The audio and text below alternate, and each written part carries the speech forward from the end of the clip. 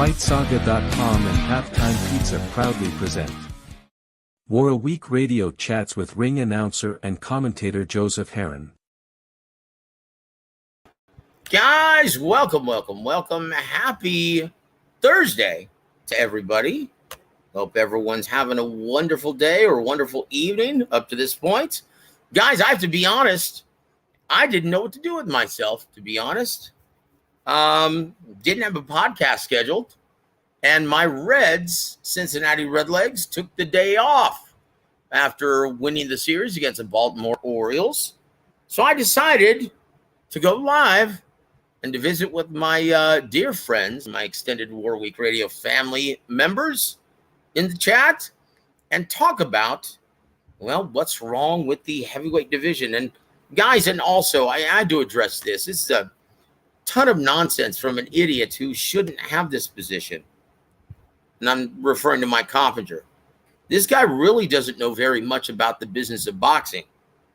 Remember, this is the guy that Aram told to shut the F up, you little prick. Do you remember that guy? Anyway, guys, so we're going to talk about and once again, it's tough, guys, because so many of us, right? And this is the way I was when I first got involved in this business. I really wanted to, and I genuinely thought of it as a sport. And I wanted to continuously think of it as a sport, but it's when you start to learn more about the business and how things are run, it's impossible to view it as a sport any longer. Right? Yeah, once again. And yeah. So I read this article, right? And this story by Mike Coppinger, and it's titled, even though it doesn't really say anything about how to fix boxing, but it's called How to Fix Boxing. Why is it so difficult to make the big fights? Let's start there. This guy's just shitting all over the sport, even though midway through 2023, we're having one of the best years since the turn of the century. Yeah, perfect timing, right? From a numbskull like that.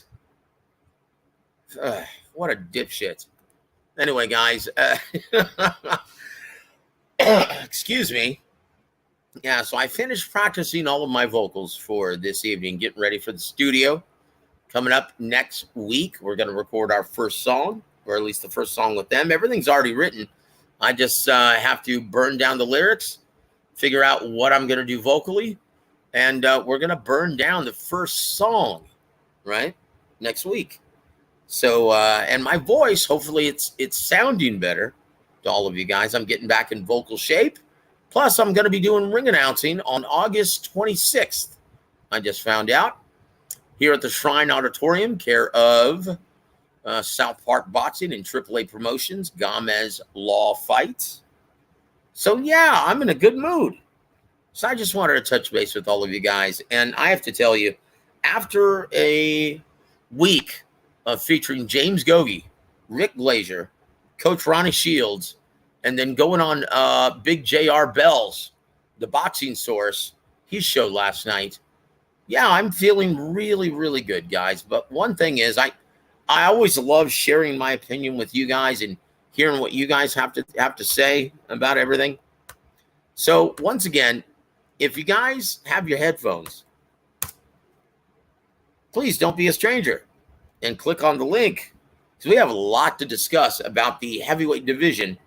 Now, this is a division in which you look at 2023, in which you see these great matchups being made, right? Well, looks like one division forgot the memo, didn't get the memo, and that's the heavyweights. And as the old adage states, as the heavyweights go, so goes boxing. Guys, that's absolutely true. The heavyweight division is crucial in determining the overall health of the sport. When you look at the number of draws, legitimate mainstream draws in this business, It's no coincidence, guys, that, well, two of the heavyweights, two of the biggest earners in boxing are heavyweights, right? In Anthony Joshua and Tyson Fury. And also I have to address this. There's a lot of nonsense going around because it was just announced that, Frank Warren said, hey, you know what? Our fight with Usyk is being pushed back in Saudi Arabia until January. And for some reason, lesser channels and a bunch of morons who push narratives, the blind leading the blind, as I like to call them, well, they're trying to blame this on Tyson Fury and Frank Warren. So we're going to get into all of that, guys. And once again, you see, he's a fraud. He's pushing this. He's not going to fight Usyk. Look, guys, you're going to hear announced in a couple of days, right, that just like Fury and Usyk's being pushed back to January. Well, you're going to hear announced in a couple of days, mark my words, take it to the bank, that Joshua versus Wilder will also be pushed back to January as well, because it's the facility that's supposed to stage these big events. It's not going to be finished in time. It's not going to be ready until January. So don't listen to any of this dog shit. And I know you guys are too smart to listen to that crap anyway, right? So guys, if you want to join me, I'll be here for the next hour or so. I want to give a big shout out to my brother, Round One. Hello to you, sir. Thank you for being here. Also, my brother, Will Boxing. Salute to you, my friend. And my brother, Izzy W.A.W. Good evening, Mr. Aaron. Stay cool in Texas. I heard it's hot. Well, look, guys, it's already 10 o'clock here. Let me just pull up the temperature, right? At 10 p.m. at night, guess what? It's still 96 degrees. How do you like that? Isn't that wonderful? So thank you, my friend.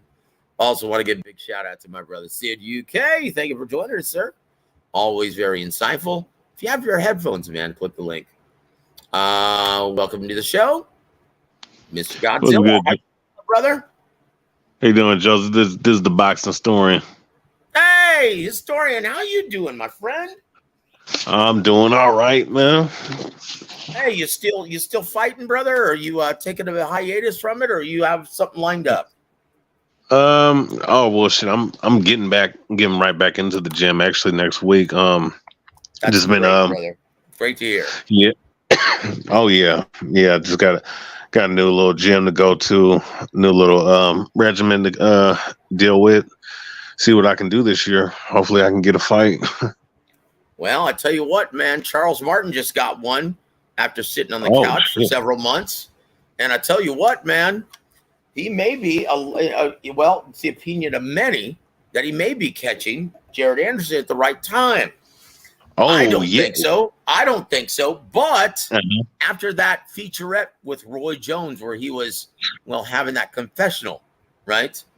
A lot of people are jumping on that bandwagon and putting some long green down on Charles Martin this weekend. What say you, sir?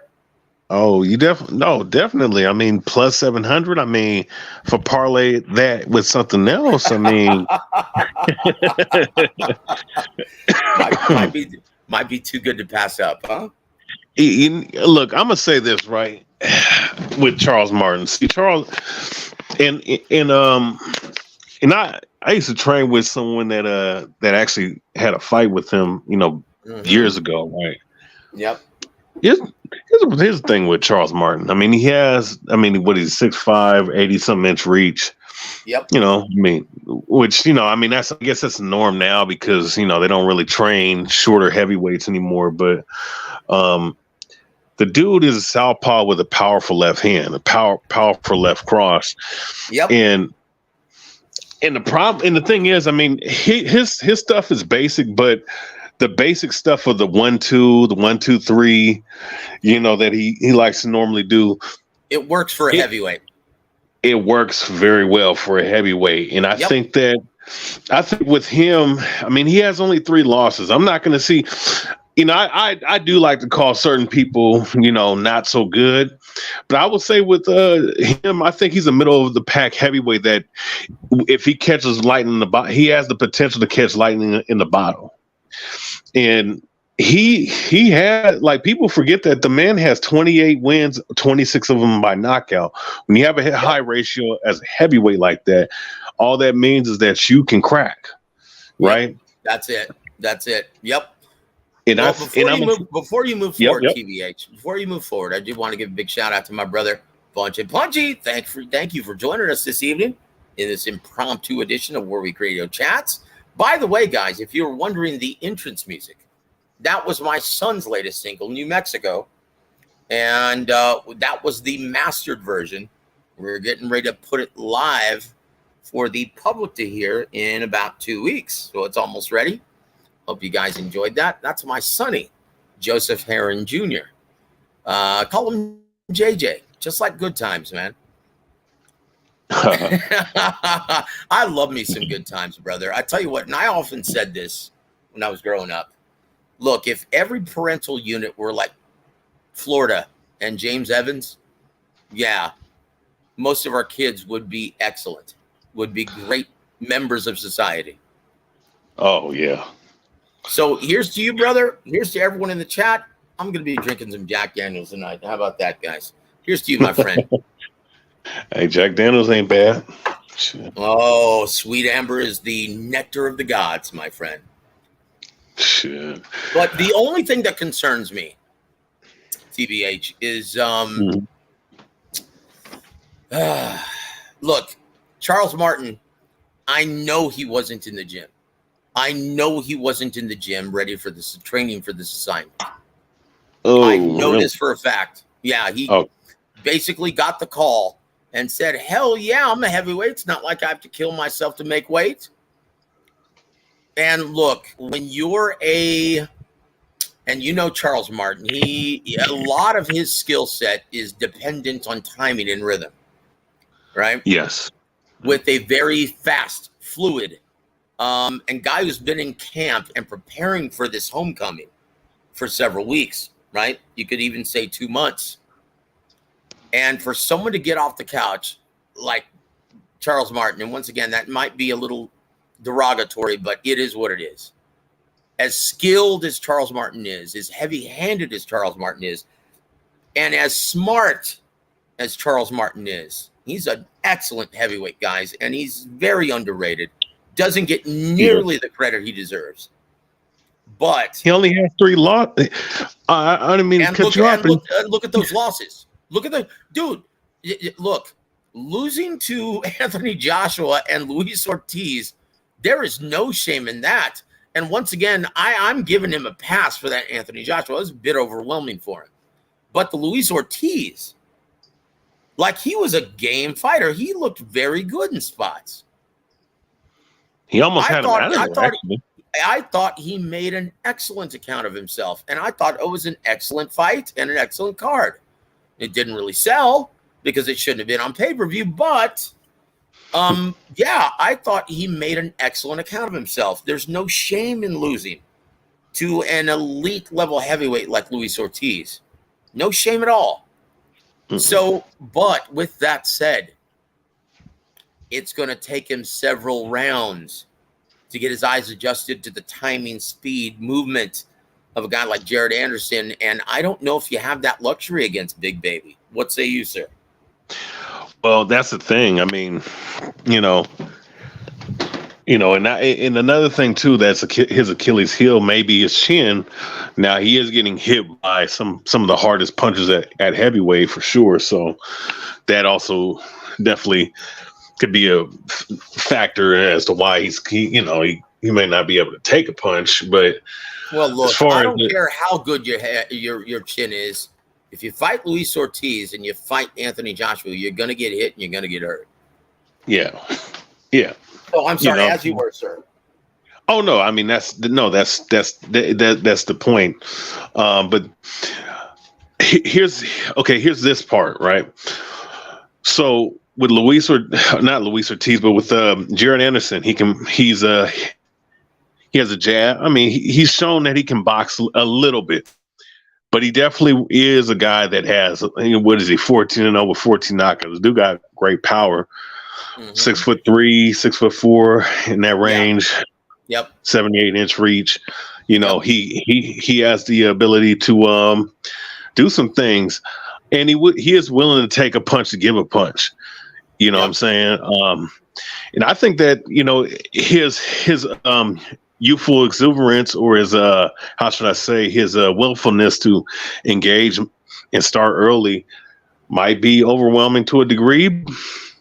And that's why I would favor Jared Anderson, by conventional standpoint. But I will say this though: the last two or three fights that I've seen him mixing it up like that, right? Now this is the heavyweight division. I mean, people can talk about defensively responsible. You can talk about defensively responsible and all the other stuff that you want to say, but you have to mix it up in there if you want the stoppage that you want a heavyweight to get. And I'm gonna say, and just to conclude, that's something that what's his name, Charles Martin can actually capitalize off of. Plus, when's the last time? Has this man fought a legitimate southpaw heavyweight? Speaking of Jared Anderson, in his short professional career. So that's those are factors to definitely look at and to be aware of. But his ability to start first might give him pretty much overwhelming edge. But hey, if you throw a punch in between that you don't see coming, especially at heavyweight, you never know what could happen. Yeah, he's going to have to take some chances. And unfortunately, like I said, it's going to be very overwhelming. You expect Jared Anderson to start quickly, understanding what he's up against. A very good, experienced former champion who has one-punch knockout power, has a height and a reach advantage, right? Expect him to start early and throw punches in bunches, right? And use that lateral movement, showing him different angles. And once again, he wants to get it. If I were his trainer, I would say, look, dude, you need to get this guy out early. Make a statement. You're here at home. Make a statement. Get this guy out early before his eyes get adjusted to the movement and speed of your shots and your footwork. You do not want to allow this guy to get warm. You don't want to allow this guy to get, acclimated to the fight. Because the longer it goes, the better Charles Martin's chances increase. So we'll see what happens, but it's become a much more intriguing main event on ESPN. And I, for one, am very grateful.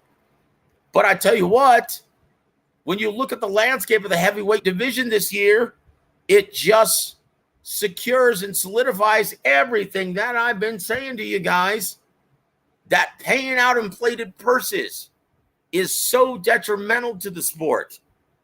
It is quite possibly the worst thing that you could do for the overall health of the sport. Now, keep in mind, once again, guys, look at how every other division has been this year so far. We've had an incredible year at the halfway point, right? And aside from what division? The heavyweights, the only two big names that have been in action this year have been Anthony Joshua versus Jermaine Franklin and Joe Joyce versus Zhilei Zhang. And they're going to do it again before anyone else gets back in the ring, well, except maybe Anthony Joshua.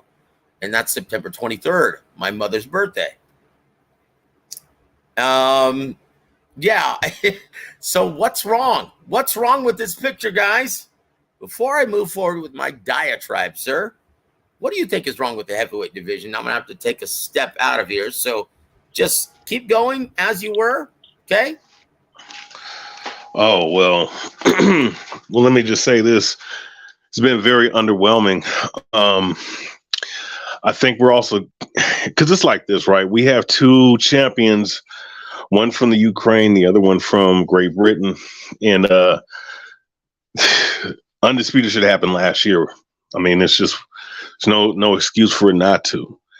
And the fact that it didn't, I mean, it just solidifies the fact that this has just been a bust of a year for the heavyweight division up to this point. And we're also caught in between an influx of guys like Frank Martin or what's his name? Frank Sanchez, Richard Torres, Big Baby Jared Anderson. And you have a lot of these guys that are pretty much on their way out right now. Some of these guys that are either in the twilight of their career or thinking about contemplating, getting up out the sport. I don't see Fury being in the sport in the next 2 years. Usyk, we don't know. Anthony Joshua was one loss away from a damn meltdown. Wilder is not enthusiastic like he used to be. Andy Ruiz, he is a dangerous opponent for Wilder, but we'll see where that goes. It's kind of lethargic, actually, man. And as far as the talent pool is, I mean, in my opinion, the talent pool has been the same for the last 10 years. I think it's been more the excitement that's happened. That's been the best thing about the heavyweight division. With some of these guys, but because of the failed opportunities with the Wilder Joshua fight that should have happened, that might have brought boxing all the way back. That should have happened. That undisputed fight should have happened. And that was a missed opportunity. Fury, because I agree with I forget who said it today. I don't know if it was Roy Jones. I don't know which trainer or former boxer said it, but the boxing is at its best when the heavyweight division is exciting, and right now it's dormant. It's so dormant, and it's just there's so much. Some of these guys that are there that are contemplating getting up out the sport, and some of these other guys that are just coming in, but it's just that there's no big fights there. There's only maybe like a couple of them, and that's it. And that's a problem. Look. Here's the problem, guys. And once again, before I move forward with my diatribe, I want to welcome my brother Tony Manzano to the show. What's up, Tony? How you doing this evening, my friend? I'm doing well. How are you guys today? We're doing great, my friend. Okay. And I'll tell you what, there's a lot to be thankful for in boxing. Nothing to justify this bullshit from Mike Coventer. How to fix boxing. Why is it so difficult to make the big fights? Let's start there. He addresses everything but the two things that keep big fights from happening. Okay? Greed and I'm going to and stupidity. Well, that's nothing new to boxing, even through great eras.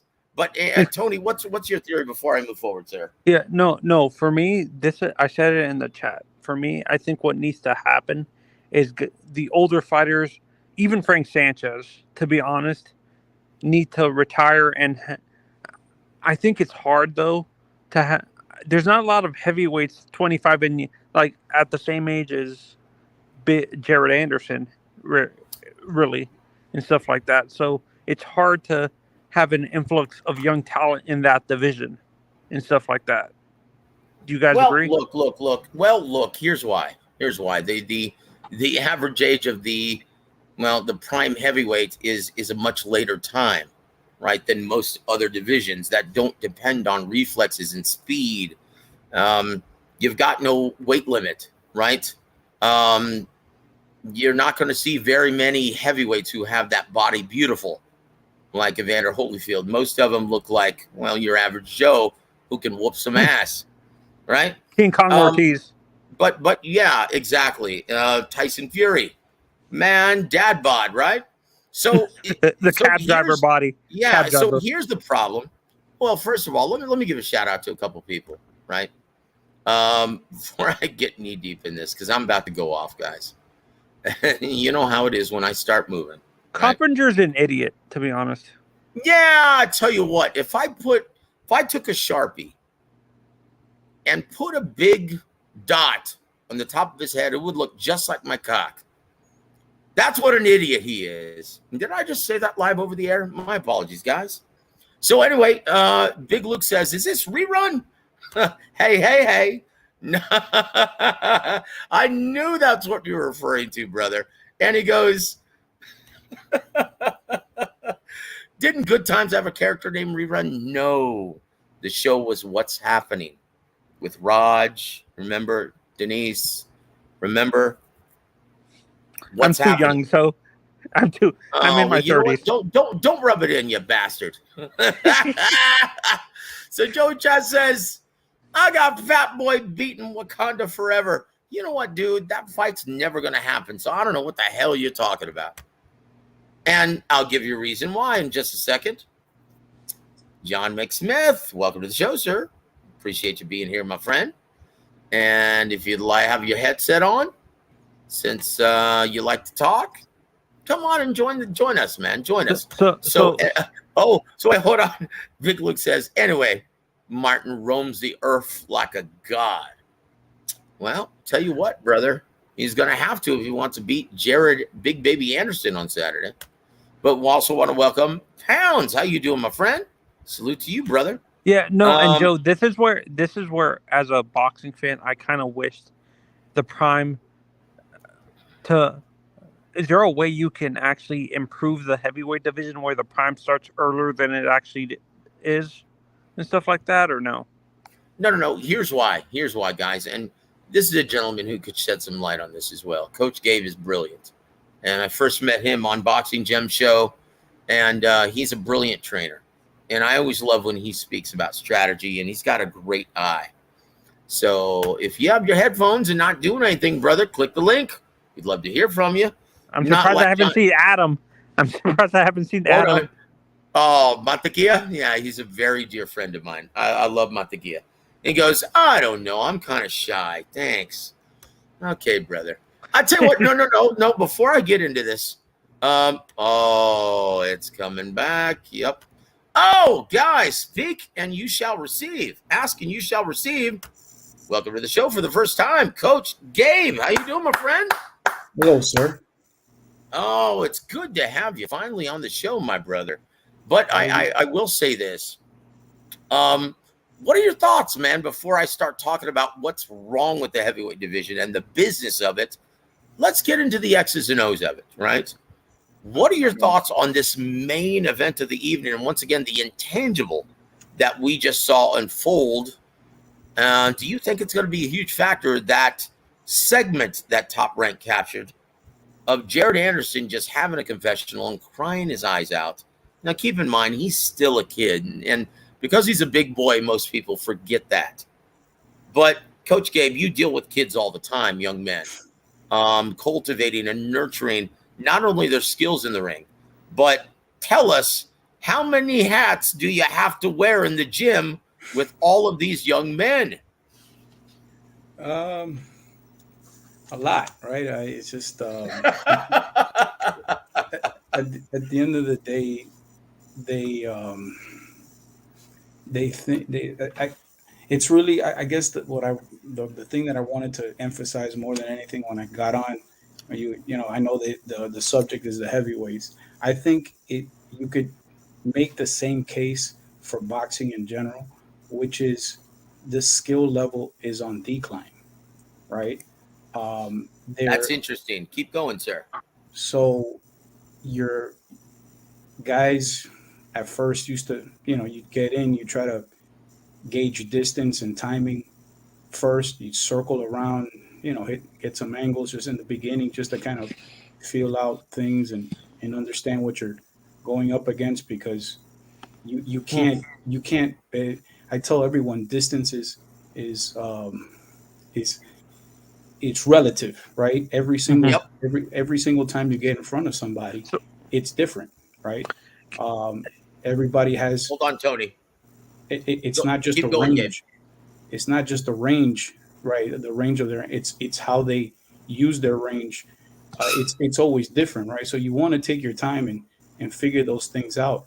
Now everybody just comes straight for each other on a straight line, Mm, looking to crack each other, and there's that's why athleticism starting to matter more than it did before, because mm, I yeah. think it's you're gonna see that. Oh, you could take a punch. I mean, whatever happened to? I didn't take that many shots. I might have lost, but I was skilled enough not to get my ass whipped, right? Like, what happened to that, right? I just like Hmm. you see it so much more. It's just that's what I see. I see skill level on a decline Yeah. Well, at every weight class, but Yeah, it's more apparent in the heavyweight division. I no, think. absolutely, absolutely. And a big part of that is, well, this is one of the reasons why, well, we see fighters, they won't have a deep amateur background and they'll be learning on the job as heavyweights. And why? Because you can't find sparring as a heavyweight. TBH, you know this to be true, brother. Mhm. Yeah, You that is you true. Oh you yeah. cannot find quality sparring as a heavyweight. So No, hey, you cannot. you might as well go pro. see, And and I'm gonna use pay somebody. Gabe. I'm gonna use another sport, and Joe, you're gonna agree with me. Boxing is becoming like baseball, where hitters are more focused on launch angle, home runs, and and and distance instead of hitting triples and singles. That's how boxing is becoming. They're more focused on the power instead of the skill of the sport and stuff like that. Well, I will say this. I love my baseball, and you know what? And to be honest, that's my favorite sport of all time. And my Cincinnati Reds, well, they've become first place in the National League Central, playing small ball is what you call it, Yeah. right? And the reason why I love baseball as well as boxing, because you don't have to be a fucking giant to excel at it. You have to have that skill set. And Gabe is right, and I'll tell you exactly why. But you Athleticism is understand my very analogy. You no. understand? Of course, of course. But let me explain Coach Gabe's thought process, right? And his observation is a good one. He's right on the money. And one, what is that an indictment of, Coach Gabe? Shitty coaching, right? Facts. That's it. Like this is one thing. And once again, I pride myself because I've been very fortunate to have learned from some of the best, right, in this business, and from shutting the hell up and just listening, right, from guys like Emmanuel Stewart, guys like Coach Gogi, guys like Ronnie, guys like Joe Goosen, guys like Abel Sanchez, guys like Barry Hunter, guys like Mike Stafford, right? And when I first heard Coach Gabe talk on Boxing Gem Show, I'm like, yeah, he knows his shit. He has a very good eye, and he's very articulate, and he really knows his stuff. And Can I say something about what Anthony I've said? I've found though that that's very rare these days, Coach. As you Yeah, were, sir. yeah. I just wanted to say about the analogy to baseball. At the end of the day, baseball, basketball, football, all of these team sports, at the end, the best play against the best, right? Hmm. And boxing, that is not the case, right? At the end of the day, you can't think that, and even if you're the champ, if you think you can come back next season and whip Mm-hmm. everybody's ass just because you were that good the season before, well, Oh, everybody is coming for your head, right? Everybody's coming to chop off your head, and they that's start right. retooling, and they start getting No, better, and they get better Ga- players. They Gabe, come the with better analogy I tools. was using. Well, and look, Tony, and look, hold on, brother, and look, and what Gabe is saying also is true with the other sports. You don't see such a huge separation of levels in the other sports. If you're in the major leagues in baseball, look, even though you're the best team in the majors and you end up winning it all, it's not easy. You still probably more than likely lost between 50 and 60 games. Hmm. Okay, No, in the NFL, well, anyone can pull off the upset at any given Sunday. That's why that's a saying. And in okay. basketball, who the hell knows who's gonna? And NHL is probably the most difficult. And No, no. What the in the boxing, hold on. In boxing, How many 50-50 fights do we see these days, Coach Gabe? Not really. Not really. many. Not many. So Yeah, Tony, no. as you were, brother, you're champing at the bit, man, to say something. So go Yeah, ahead. no, but Joe and Gabe, the analogy I was using is more about the training and development and stuff like that for baseball and boxing, because it seems like the trainers are focusing more training the fighters to use their power instead of the skill. No, that's not what it is. That's not what it is, Tony. I'll tell you what's a huge X factor here. No one wants to talk about the big pink polka dotted elephant in the room. And once again, this was a huge story when I started covering this sport 20 years ago. And I just stopped covering because I found out most of the elite level fighters are using PEDs. And so if they don't give a shit, and it's their heads that are trying to be caved in by their opponent, if they don't care, then why the hell should we? And I stopped covering it. But if you notice, Gabe, the game has changed because of it. Like you go back 30, 40 years ago and look in the 80s, how many wars did we see with guys just sitting in the pocket throwing combinations for 15 rounds? How often do you see that now in the higher weight divisions? The only time you see that now is 115 and under. Now you see guys respecting each other's power almost like they know. Well, shit, I can't. And it almost seems like the first guy to land a solid, clean shot is the one who actually wins. It's watered down the product. It has. So you make me think of Roy Jones, James Toney, right? When you said that. Yep. Tony, really in the beginning, really had. You could tell that he was taking away all his tools, right? Yep. And I think you can sense like Jones a little bit confused because that never happened to him before. Yep. And then he hit him with that one shot, and it changed the entire dynamic of the fight. And the point that I'm trying to make is that he was so damn athletic. You could, I mean, he was naturally that gifted that way, but it was almost like he was jacked up.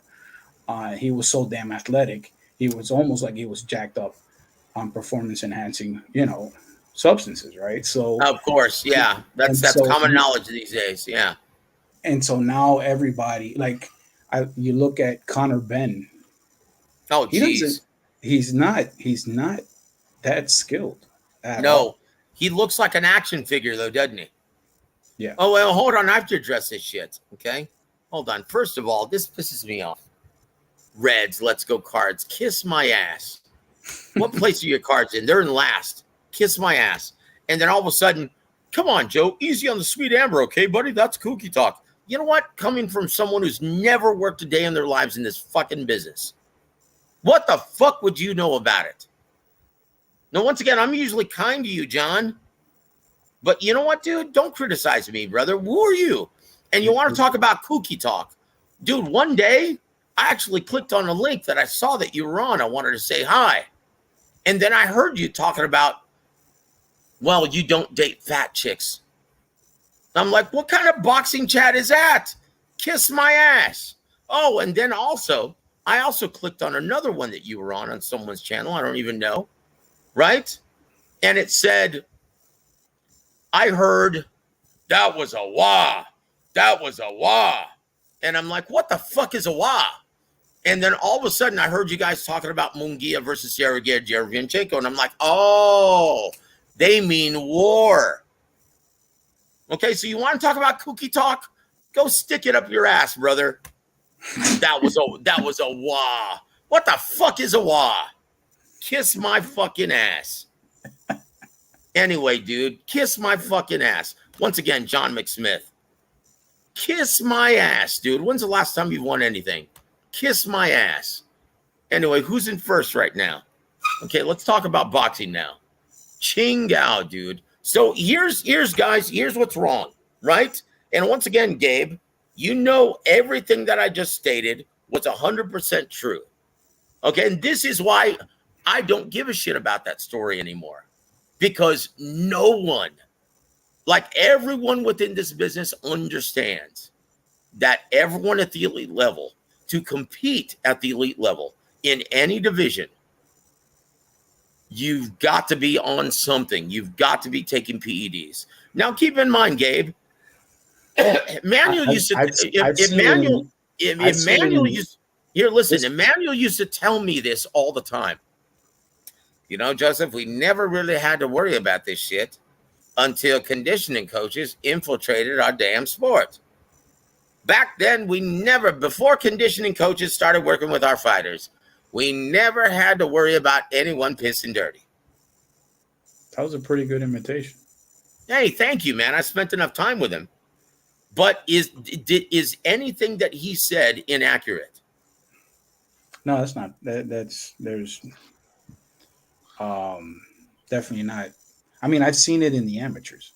So yeah, it starts as early as the amateurs. I've seen that's right with my own eyeballs. Yes, guys, and it's terrible. I'm sorry, TBH, as you were, sir. Oh yeah, no, I just wanted to get into this conversation because I know for a fact, because I train both MMA and boxing, right? I know for a fact because as far as the PEDs thing, and this is a very true thing, and I'm gonna give several examples. Back in 2012, there was a guy, what's his name, Derrick Rose, came out on the whole NBA saying that there was a whole performance enhancing drug problem, and plus the people on the Olympic team in the NBA on an ESPN magazine. That same magazine is the same magazine that had people from all different various sports talking about the performance enhancing drugs, and some of them name drop, dry snitching on with some of the people that they felt was on it without saying the names. Like I'm gonna just say this: Randy Couture, Bernard Hopkins, 40-year-old motherfuckers going out and fighting, and beating guys that are 30 and 20 years old, like, things like that. Paulie Malignaggi, what you're speaking on right now, he actually came out on a YouTuber. Person has like 100,000 subs, but she's not really a big name person like that. But I have it on my page, recording it and doing a commentary on it, where he started talking about how, he said, boxing. Look, he said that there are guys that are complete bums fighting at a world-class level in boxing because they're taking performance enhancing drugs. And he said that you have some of these guys that, have to work a 9-to-5 job, and they may not get the full training like some of these other guys do. So some of these guys are just not getting, that same trainer. And other times, like, man, damn, if everybody else is taking PEDs, I got to take PEDs to get on that level. And the funny thing, level. But here it is, though. Here's the reason why I don't think there should be any scrutiny with it in baseball, nor boxing. And I'll say that on record, nor boxing. Because you still have to know how to fucking fight. You still have to have that skill set. Gabe, am I wrong about this? No, it's a fact. Yeah, I actually, what you're saying ties into somebody's question that was asking me. Anthony's asking me, do you stay with the lighter divisions in general? Because the heavyweight division tends to be filled with divas who don't want to train all the time. My answer to that is I don't know if they're divas. I do have one guy that I no longer train, will never train again, because all he wanted to do, he didn't want to drill at all. He thought, he thought that the only way to get right is by sparring. And I told him, first of all, sparring is not the place to correct mistakes or to work on new things or to sharpen your skills. That's what shadow is for. Right? Shadow boxing. Yep, that's it. I tell people the best equipment in boxing is no equipment at all. Right? Just yourself and your mind, and do everything as sharp as possible, as energy efficient as possible. Right? Moving just enough is how you can then start to apply it in sparring and then manifest it in the fight. But yeah, some I do I think heavyweights are divas? I'll say that heavyweight that I no longer train was a diva. I can't make that general assumption about all of them. Well, look, Gabe. I will tell you from experience, and this is exactly what Emmanuel Stewart told me. He goes, man, let me tell you something. All heavyweights are a pain in the ass. They all have egos. They're all lazy as fuck. And you know what? Unless they're making me money, I don't want to have any part of it. That's what Emmanuel told me the last year of his life. He said they're a pain in the ass, and you have to take a completely different approach to train a heavyweight. Now, did you find this to be true? Do you have to take a completely different approach to train heavyweights in comparison to your lower weight divisions? So yes, absolutely, right. There it is. No, well, remember, heavyweight fighting is different from every other. Yep. There's boxing and there's heavyweight boxing. That's right. Yep. Um, Yeah, that's a fact. so the skills involved are different, right? It's a more stationary game. It's a more mid-range game, um, and it's more a control game, right? Mm-hmm. And so in that sense, yes, but you know what? Now that I think about it, I mean, I just haven't had that much experience with heavyweights. Yeah. So Yeah. I can't tell you I've had. Well, such a I will say this. I will say this. And the reason why I asked up the hats, how many different hats do you have to wear in the gym? Manuel once told me, he goes, man, it's exhausting. You've got to be the friend at times. You've got to be he goes, you've got to be a psychiatrist. You've got to be a motivator. You've got to be a disciplinarian. It's so annoying. You've got to be a mentor. You've got to be a guardian. And he goes, man, I might as well adopt the motherfucker and start claiming him on my taxes. It's a fact. That's that. Now the other part, I couldn't tell you from my experience because I just didn't have so many heavyweights that I worked with. But what you just said right now, that is facts. I don't understand why. It's just they think they have their own ideas. Like I got this one guy, super skilled dude, right? Super smart. But then I get in there with him and I spar. And he, he's got nothing for me. I'm old, but I got that old man in the park game, right? So I got a lot of tricks, right?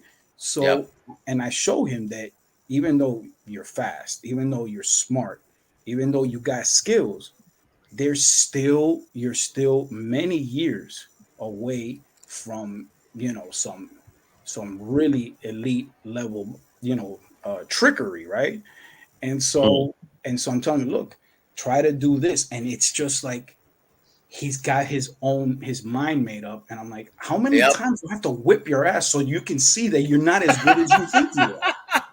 How many times? Chingal. Dude, arrogance is the biggest killer of fighters, man. Arrogance is the biggest killer of fighters. Yeah, you've got to be humble in order to learn more. You're never going to be able to learn anything new if you're not humble. That's it. That's it. That's a fact. You know what? And you know what, Coach Gabe? I can't understand it. So once again, our first conversation several months ago, I picked up on that very quickly. That you're a very good trainer, very proficient. Thank you, sir. You're not like the other guys who just like to do the pad work. Holy shit. And what do they consider themselves now? A padologist? What the hell? Dude, when is the last time you've ever seen someone throw effectively a 24 punch combination in the gym or in the ring? Use that in a prize fight. No. So it's worthless. Right. So the Mayweather, just to be clear, the Mayweather pad style it works if you understand the point, right? It's obviously not to imitate reality in the fight, right? It is to build mental conditioning, right? Because you have to stay focused on the next move and the next move and the next move after that. This Yes, sir. if people don't tell you this is a chess game, they're lying to you. This is a chess game, right? Understanding how it's a thinking man's game, right? That's it. And so that was the real point. But people do it now because they think it's cool, and it's not cool. It's not Well, Mhm. well, cool. well, yeah. Understand what the Look, point is. yeah, and look, when it comes to Mayweather, the reason why he did it, well, Carlos Hernandez actually taught me this. So did Floyd Sr. Look, Carlos Hernandez, the reason why I bring him up, El Famoso, very dear friend of mine. He lives in San Antonio now. He he is the only guy to get credit to have an official Floyd Mayweather knockdown on his resume, even though he lost, right? Former 130-pound champion, right? Carlos El Famoso Hernandez. And he said the only reason why he took a knee against me is because he broke both hands in my fight with him.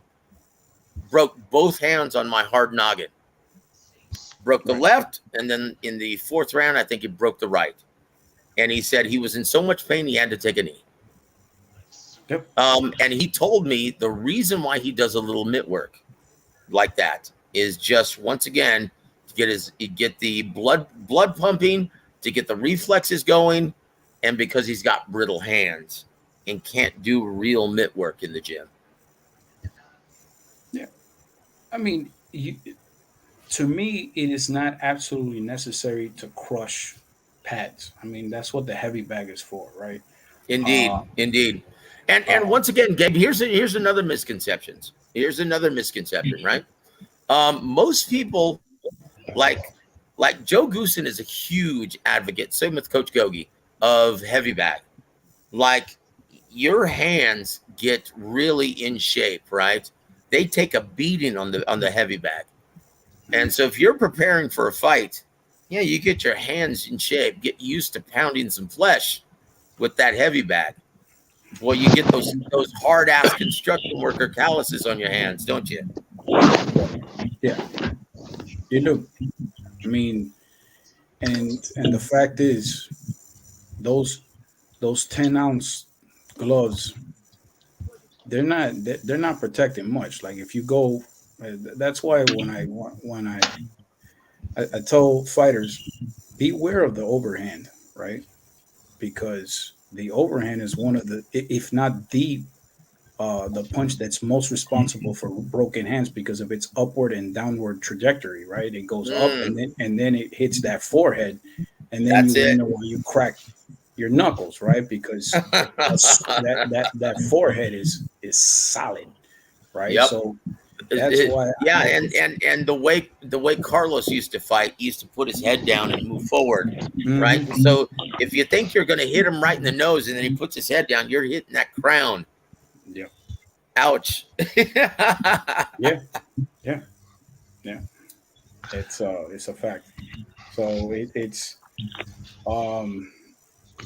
but yeah, I mean, a lot of people use that type of mitt work and don't really understand the value in it. They just, they want to get in front of in front of social media and do dumb shit.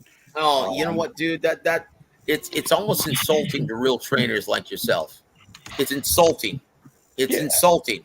And once again, you get these guys who do just pad work, and these women who do just pad work, and they get 100,000 million views. It's insulting to real trainers like yourself. So, Miss Bitch, welcome to the show, ma'am. She says, "Who's Godzilla?" And she goes, "Is that boxing historian?" Yes, me. Yes, it is. Yes, it is. Thank you for joining us, Miss B. We appreciate it. Lance Meyer, welcome to the show, sir. Thank you for joining us. Hold on. Come on now. Use toilet paper wrapping hands. Come on now. Oh, hell no. I'm sure she was just joshing about that. But I will say this though.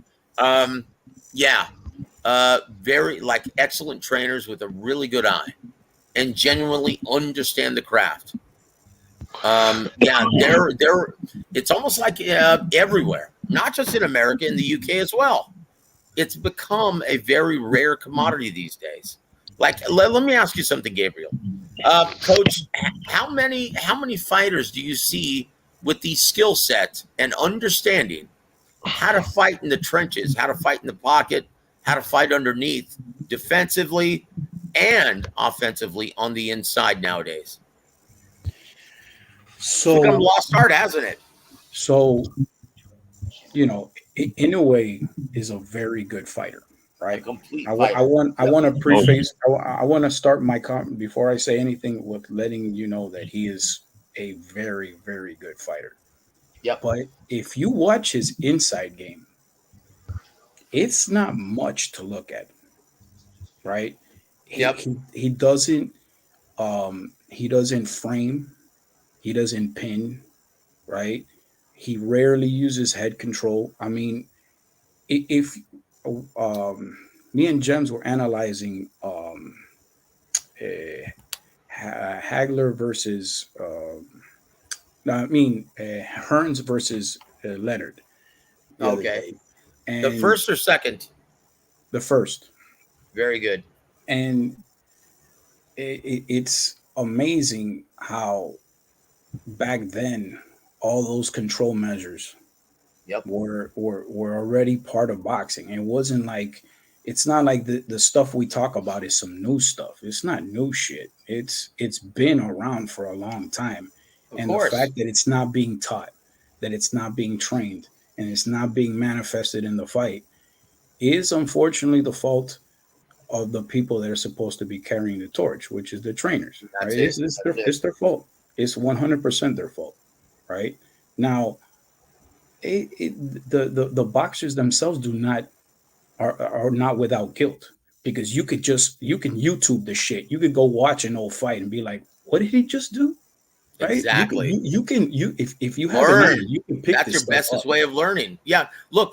And once again, I say this all the time, right? I was having a conversation with Coach Ronnie, and I showed him one of Ryan's videos, and he said, he goes, yeah, that's right on the money, but you wouldn't. And I asked him, I said, well, why don't any of the trainers, the elite trainers in boxing, and I pick their brains all the time. Okay, that's the only way to learn. If you're in my shoes, right? And I said, why don't I ever hear anyone using that kind of lingo? He goes, because you're just going to confuse the fighter. He goes, most of the time you show them. You show them fight tape. You show them in the ring. And most of the time, if you call out things like that, it's just going to confuse them. And he goes, look, Joseph, not to be offensive to anyone, because I love these guys, but we're not dealing with Rhodes Scholars, right? And so he has a point. He has a point, right? TBH, you have anything to add to that, sir? oh, I mean, when I look at, I've watched a lot of old school boxing going back to the 20s, That's 30s, how you 40s, learn, isn't it? That's how you 50s. learn. And what amazes me the most, and I think any, the trainer can definitely attest to this, that footwork the footwork and balance is the foundation of any fighter, right? Of any Yep. boxer. Foundation of your defense. Yep. And your The- offense. And Oh, yeah. indeed. Everything, right? And when I look at the fighters of today, right, on a whole, on average, now you do have exceptional ones, but when I look at that compared to even guys like in the 30s, 40s, 50s, 60s, even going to the 70s, right? Why does it seem like there's such a great condition, like there's such a big gulf between the conditioning level and the balance and footwork of these fighters from back then compared to now?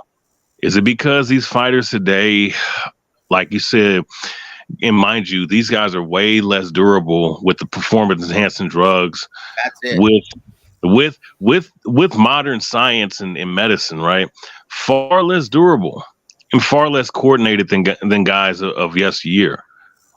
That's something that when you know what you're looking at, because you have a lot of guys that look at things from a certain lens, from a certain perspective. They could watch the same exact thing that you watch, and they're getting a whole different perspective of what they're watching, and they're not putting in proper perspective of what they're watching. So they'll be like, "Oh, well, that's all black and white, and it's no, look at that. He don't look like he's doing what guys are doing today." Well, guys back then are standing in a more parallel stance, giving half the target to your opponent, versus guys standing squared up where there's nothing but targets to be had from body to head. You know what I'm saying? And even just a balance, like I said, the balance and cardio issue. Guys taking EPO and guys still gassing out. Back then, those guys ran 8, 12 miles. Well. Here's a huge reason why. Here's a huge reason why. Because when you understand what PEDs, what they do, they race your heart. They weaken, which ultimately weakens your aorta. It saps your cardio over time. This is why you're seeing a huge drop off with Canelo Alvarez at this time. Guys, I know this for a fact. Okay, I'm very close with Don Chargan. God rest his soul. Coach Gogi. It was his fighter who prepared him for the Mayweather fight. He's been doing it since then. Coach Gabe, how's the drop off when you finally your body's had enough? So, I mean, they used to fight 15 rounds, right? You remember that? That yeah, happened. Of course. Same day weigh-ins, 15 rounds. Yep. So that's one thing that's obviously different. The other thing is this ridiculous. I mean, there's a lot of reasons, right? You're Godzilla. You mentioned about balance. If you're not balanced, what ends up happening is you start favoring one leg more than the other, and your hip starts to tighten up. Your legs start to wear down, right? Because you're not in a proper stance. If you're gonna do 60-40, a 60-40 stance, it really shouldn't be on your lead leg. It should usually should be on your rear leg. But it's just this is the new era, right? Of front foot heavy guys. So what ends up happening if you're front foot heavy, and you're trying to do a quick weight distribution back to your rear leg to get away from incoming fire, that weight distribution just in and of itself is going to wear you down. Another problem is we want to talk about weight. I mean, back in the day, people were not trying to come in and cut 30 pounds, right? They're not having this ridiculous, they're not rehydrating, a gazillion hours before the fight, right? It's there's a lot of bullshit. It's just a lot of bullshit. And there's reasons pile up, and it's not just one thing, it's a lot of things, right? And it's sad because once again, it's less about skills and more about some other shit that I still can't wrap my head around, right? I can't figure it out. Hey, you don't mind me asking? I not to cut you off, because I'm a guy. I'm 32. I mean, I had opportunities for amateur bouts back in 2013, but I never wanted to cut my beard, so I just been kind of more of a nomad, just boxing and whatnot. But I always definitely studying the sport and boxing and whatnot. And how long have you been training fighters in general? How long I've been training fighters? Yeah. You got to understand, I do this for the love of the sport. I don't pay my bills with this. I'm a loan originator. I just do it because I love it, and I meet people who want me to train them once they get to realize when they start picking my brain that I actually know a little something about it, and once they realize I give them game plans and they win, that I might know what I'm talking about. How long I've been doing it? Here and there about 7, 8 years, but I've been around boxing myself, man, since I was 15, 30 years, right? I've been around this. So I never really wanted to make it a um I didn't want to make it something that how I fed my family, because I didn't to build out a gym. It takes a long time, right? I've talked to a lot of guys, and some of them struggle financially, right? And I couldn't do that to my family. But if I had my way and I could be around the sport all the time, that would be ideal. But now I just, train guys here and there, and the ones that are committed, right? The ones that I know are just gonna listen, not the ego and the bullshit. I don't got time for that. I got a wife, I got a kid, I got a mouse to feed. I don't need to fuck around with somebody who doesn't want to listen. I don't need that bullshit in my life. You know what I mean? Yeah. Oh, Well, guys, I tell you what, and once again, hold on. John, tell you what, dude, play nice, or I'm gonna boot you off this fucking channel forever. And if you don't like it, kiss my ass, dude, because you've done nothing but just try and mock people ever since you got on this fucking forum. You know, dude, once again, you're not paying my bills. Kiss my fucking ass, dude. You know what, dude? Yeah, I'm gonna send you away, right? I'm gonna send you away. I'm gonna block you from this channel, right? Because you're a pain in the ass and you serve no purpose. You don't know shit about boxing, right? So go talk about not dating fat girls on someone else's channel, or watching a WAWR, right? Kiss my fucking ass, you piece of shit. Right? Just ban that stupid motherfucker. My apologies, guys. So, guys, with that said, I'm going to add someone to the panel who actually knows what he's talking about as well as TVH, as well as Coach Gabe. And that's my brother, G Funky Boxing. God bless you, brother. How you doing, man? I'm great, man. I tell you what, how's La Familia, man? Did you have a good evening?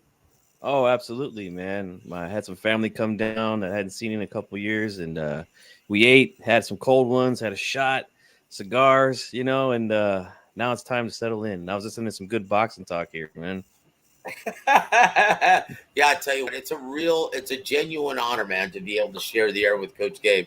And yeah, John McSmith is trying to actually click on the link.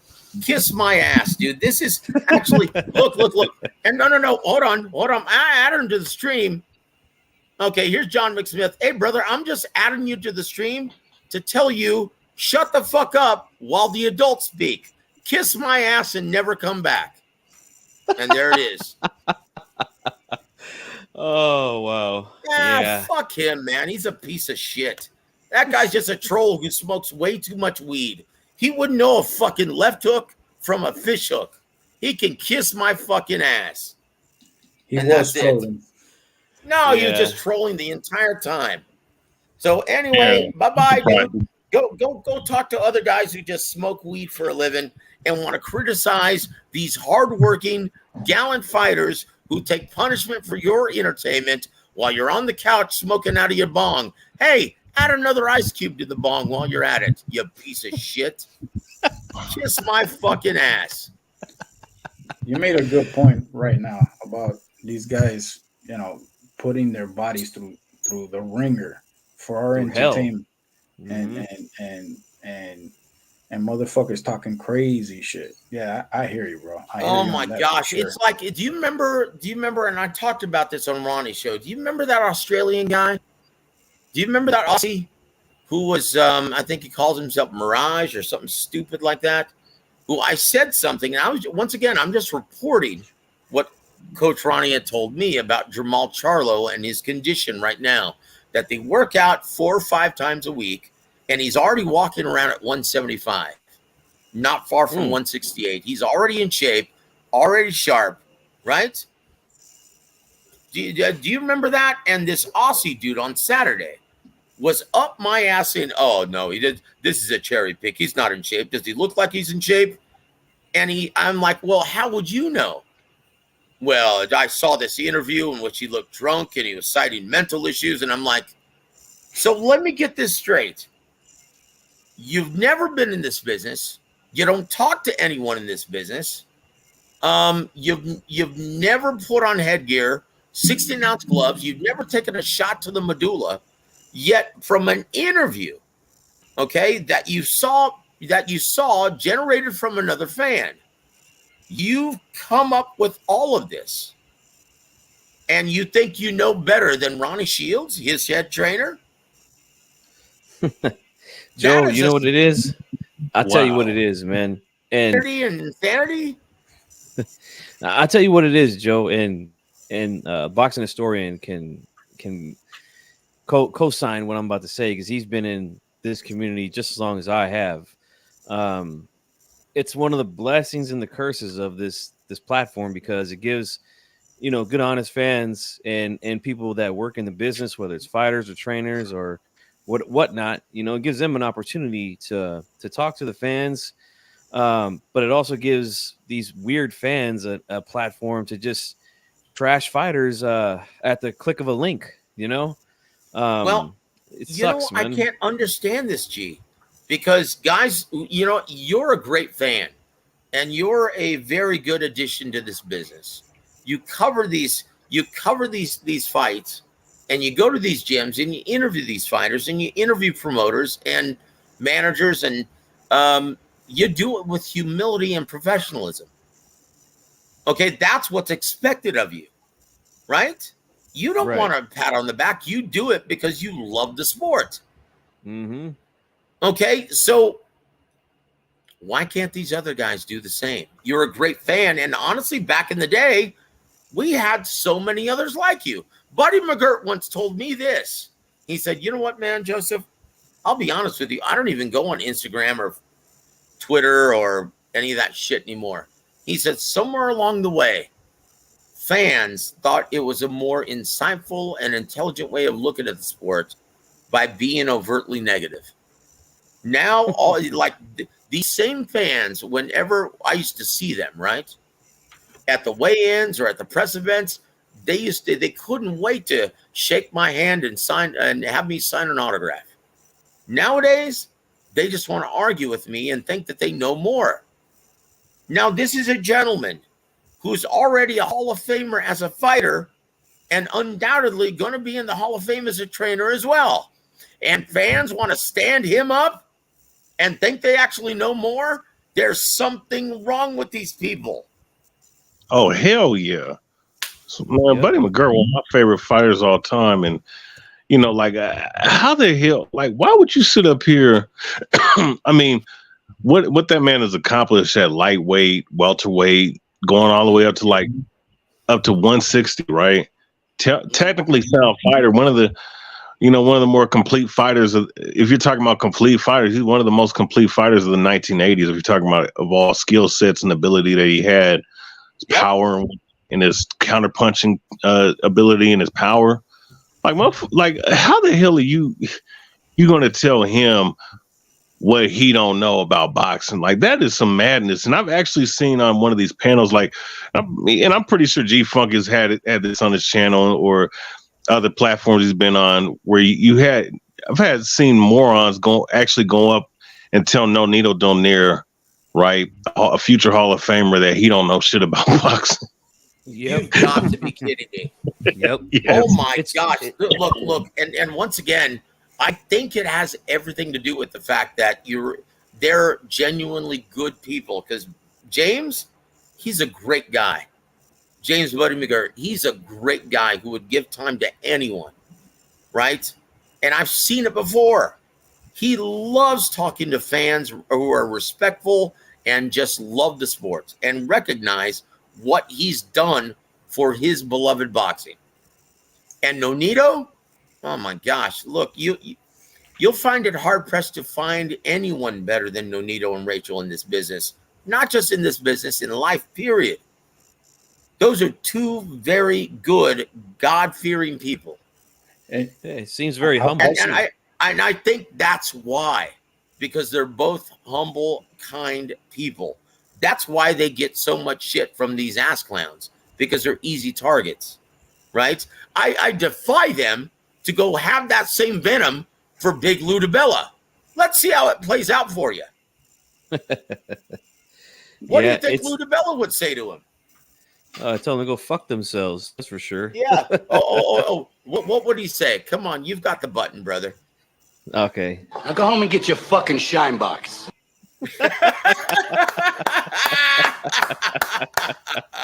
I love it. That's exactly what he would say. Now, look, guys, and once again, if you guys are talking about what's wrong with the heavyweight division, right? And what's wrong with boxing as a whole, it's this. These fucking ass clowns that think they're judge and jury and think it's a more insightful way of looking at the sport of being overtly negative. Yet, do they financially support their quote-unquote favorite pastime any longer? No, they don't. When's the last time you bought a fucking ticket or a pay-per-view? No, they just stream all this shit for free and they cry the loudest. That's what's wrong with this damn sport. So now you've got these fighters waiting in the heavyweight division for the Saudis to open up their pocketbook. All the while they could be fighting. But no, you've got these guys who are products of inflated purses. And now you're seeing a dormant division completely in idle. Yep. With fat asses, by the way. With a bunch of fat asses, by the way. That's it. This is what's wrong with the heavyweight division and boxing as a whole. Guys, and once again, my War Week Radio extended family members, they're different. They support this sport. They actually go to the live events. They actually buy pay-per-views, and I take great pride in that. And I tip my hat to all of you. But the overwhelming majority of diehard fans can kiss my ass. They've become a boil on the ass of their quote-unquote favorite pastime. They're the problem. They're part of the problem. And once again, proof of this. G-Funky, how many sales did a diehard matchup like Haney versus Lomachenko, how many pay-per-views did they sell? 150, if that. 125. That's the official number, right? Yeah. So, I bought that one too. Yep, of course, we all did. And we're one of the 125. Now, did you guys think it was a robbery? Or did you think it was a close fight that could have gone either way? Oh, it's a close fight. Could have gone either way. 8-4. I said 8-4 Loma, but at the same time, it's not a robbery. No, and Coach Gabe is once again he's as sharp as it gets in this sport, so I'm sure he feels the same way. So how did you see that fight? Did you see it going either way also? So when I watch fights, I really don't like scoring shit because I feel like I'm missing out on the excitement of the fight. Plus, I'm also looking at it strategically. But you're a great knowledgeable fan. I'm sorry, keep going, sir. So the fact is that if you have it one way or the other, I am mad at you. That's it. And so once again, that's the consensus of most people who actually invested their hard-earned money in the product.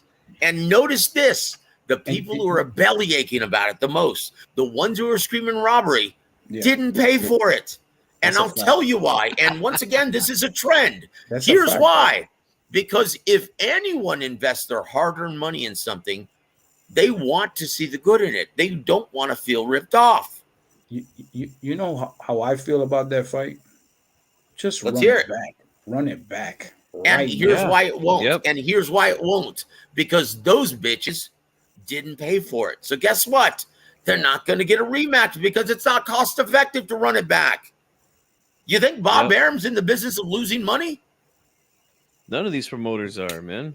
Nope. And there it is. That's why. And now, once again, let's look at the polar opposite. Let's look at the big event that catered to a more mainstream and casual demographic. Gervonta Davis versus Ryan Garcia. How did that do, G? 1.2 to 1.4, depending on who you talk to. Yep. Look, once again, I rest my case. You guys have become an embarrassment to the entire sporting world. And look, and once again, the boxing gods have smiled on you. You have a chance to redeem yourself. You can purchase Terrence Crawford versus Errol Spence Jr. and completely redeem yourselves. But you know what? You won't. You won't, because you guys are a bunch of worthless pieces of shit. Okay? You know why else, Joe? Because you don't deserve to criticize any of these hardworking, gallant warriors who risk their health for your damn entertainment. And you know what the proof is going to be? I'll tell you what the proof is going to be. The following week, Jake Paul versus Nate Diaz is going to do a damn pile driver and double the numbers of Crawford Spence. And after that, no promoter, no manager, no network executive is going to give a shit what you guys think for good. Yeah. You know what else the problem is too, Joe, is that not only has YouTube, like I said, they've developed this culture of being negative all the time, but now fans have decided to play one side or the other with the promotional companies, and you gotta be kidding me. They won't buy a fight if it's on PBC because their channel was built off of hating everything that the PBC does, or vice versa. The Zone, That's another Top thing Rank, that makes whatever. no sense to me. And once again, you guys all know this. You guys are in the business, guys. We work in a symbiont industry in which if one platform fails, that means the health of the sport is really bad and it's in trouble. That's not good for anybody. So does it make any sense for any of these ass clowns, these cheerleaders, these haters to root for one platform over the other? No, but they do it because that's how their channel got to where it's at. These guys got 10,000, 20,000, 40,000, whatever subs. It all came from being negative and riding one side or the other, man. So they don't give a shit. They're going to continue to do what they do because it makes their channel money. It's all part of the agenda. They don't give a shit about the sport. A lot of these guys. Oh, geez, that's terrifying. That's They're terrifying. They're also being paid under the table by these, these networks. I mean, nobody's words but mine. Like, a certain alphabet group is paid by the PBC to push out goofy, ignoramus narratives. Look, man. Honestly, brother, I have a very good working relationship with every promoter, and no one cares about these YouTube pages. They wouldn't give these ass clowns a time of day. They wouldn't. They don't. I mean, way these guys. They don't. And you would think they were the way they're carrying on.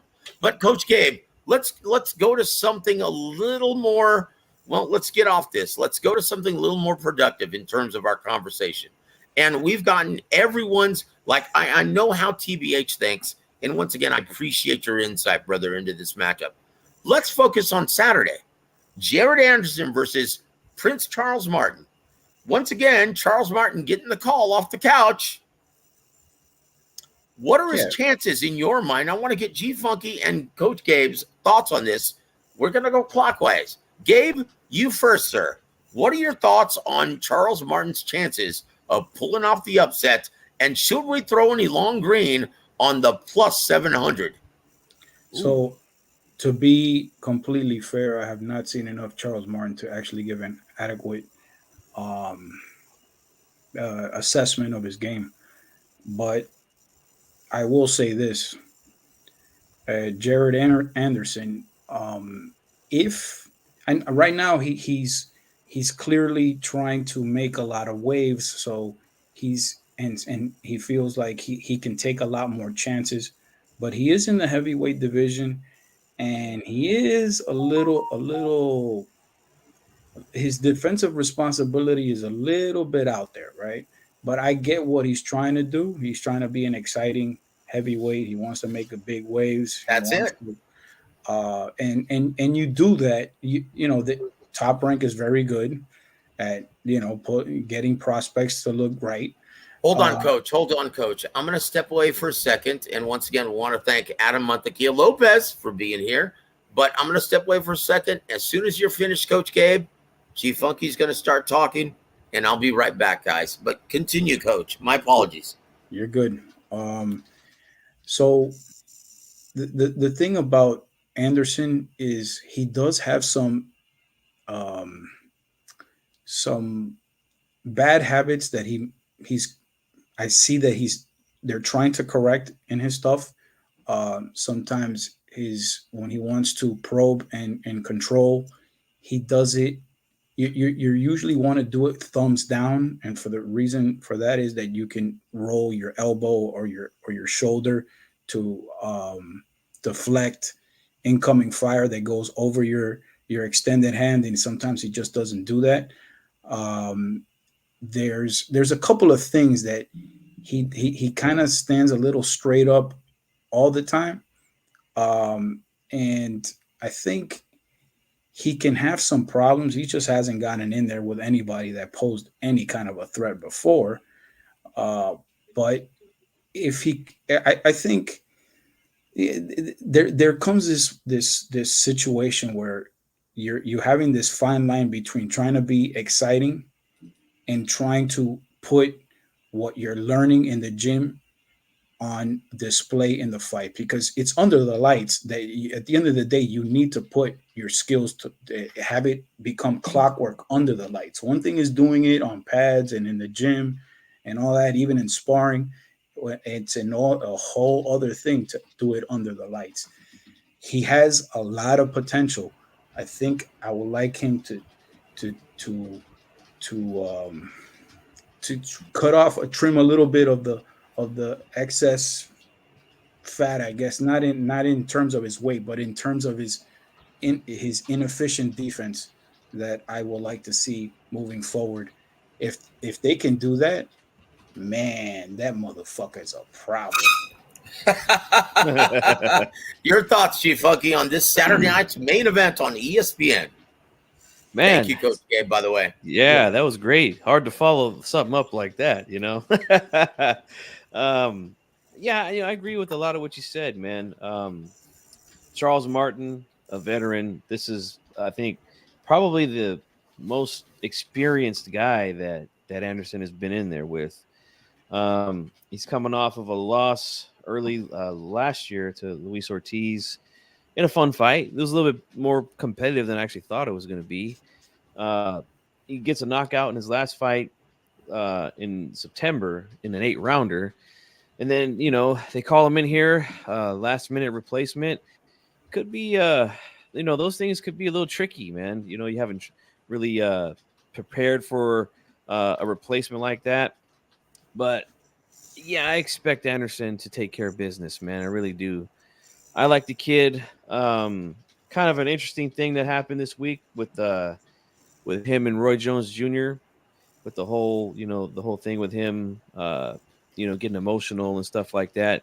Kind of tough to hear, especially when you hear a fighter say that they don't love the sport, You know what, G, brother, that happens a lot more frequently than you realize. They just usually don't go public with it. Keep going, though. I've got something to add after that, but keep going, sir. Yeah, I don't really like to get too hung up on things that these fighters say.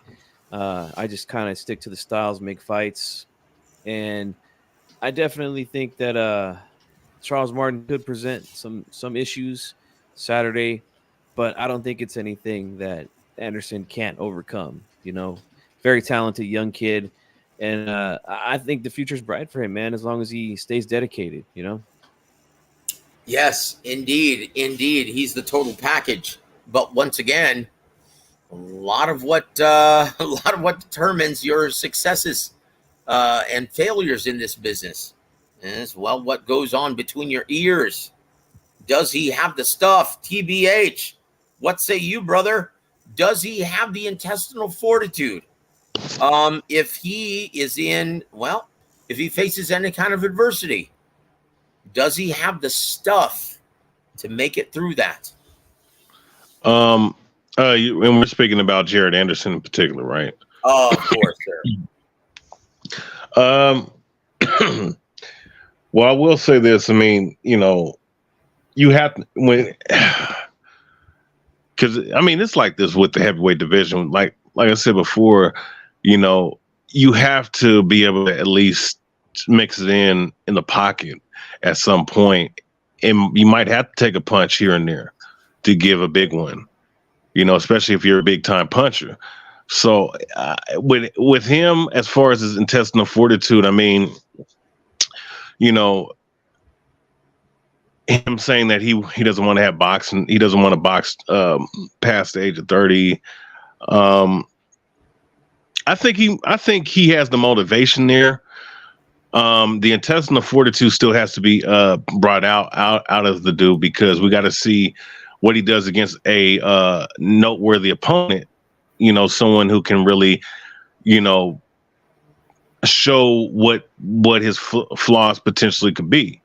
And he does have bad habits. That I've seen personally.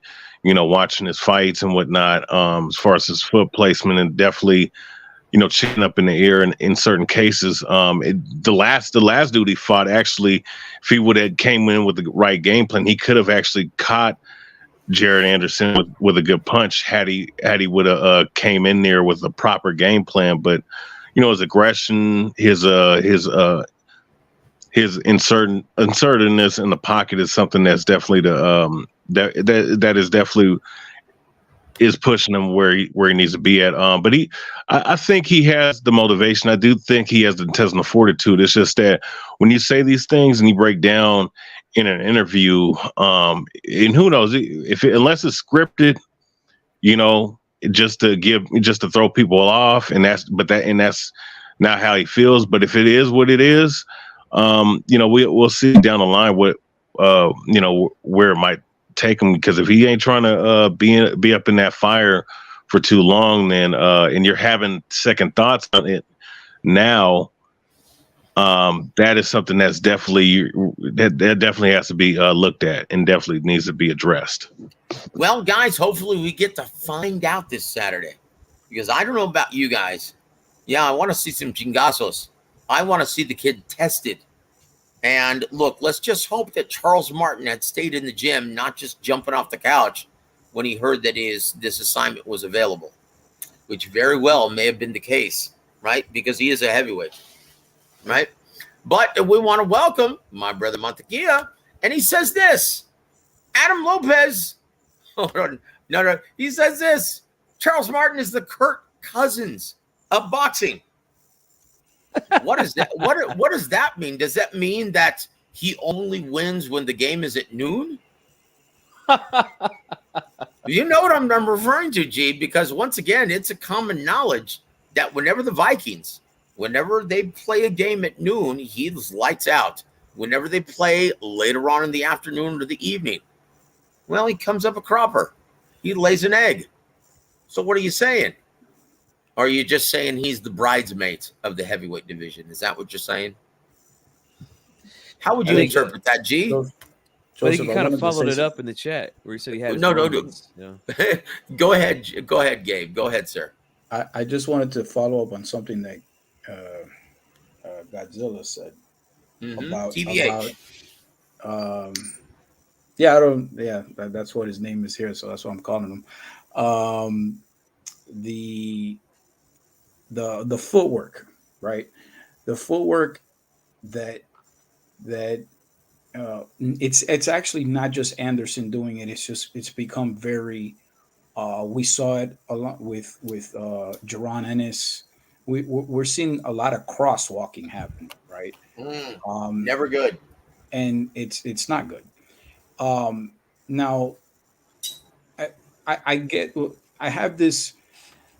So there's always a fine line, right? Because to me, perfect footwork versus getting great positioning, I always favor great positioning, right? And you could bend and break the rules a little bit, right, to get that positioning, because this is a game of positioning, right? So if you're going to do But at least if you're gonna bend or break the rule, it better be for a greater, for the greater good. If you're just doing it for some bullshit, then you're gonna get hurt, right?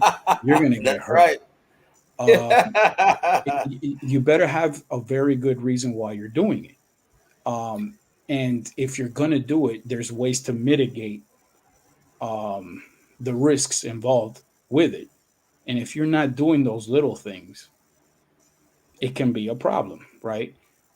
We saw Ennis take some shots. Granted, the guy was hitting angles real good on him, right? But at the same time, he was just walking into some shots, just trying to crosswalk, just being so thirsty, right? So thirsty to get him out of there, right? Anderson has a little bit of he has that going on too. The difference is Ennis is fighting at 147 and Big Baby's fighting at heavyweight. Not Mhm. the same thing, right? He That's right. has to, he has to clean that up, right? Yep. He can't be he's a very big risk taker, right? Even if he has a hella beard, right? Even if his beard is fantastic, still In the just heavyweight because you division, crosswalk, yeah, that's a very dubious strategy, isn't it? just because your beard is good, if you're crosswalking, you might end up getting knockdowns. They may not have hurt you, but it was enough to score points, right? Yep. Exactly. Great Right. point. So That is a that very excellent point, brother. And Coach Gabe, we love your brain on the show, man. Yeah. Kamikaze, welcome to the program, sir. He says, salute, Joseph, and the panel. I heard you can't say chingao anymore. Yeah, I can't say chingalo anymore, man. So he goes, what about no mames? You know what, brother? That might have some legs underneath it. I like it. No mames way. Right on, brother. Woo! See, this is why I love my man extended family at Warwick Radio. God bless you guys. They always have the great suggestions. Thank you for that, man. I'll try that on for size a little bit later on after my next shot of Jack Daniels. How do you like that? Sweet Amber, baby. What else is going on this weekend, guys? Is there any other? There's the women. Well, in Manchester, England. Honestly, I'm not a huge fan of this matchup, guys. Am I supposed to be interested in this? Franchon Cruz Dezern versus Savannah Marshall. I'm not.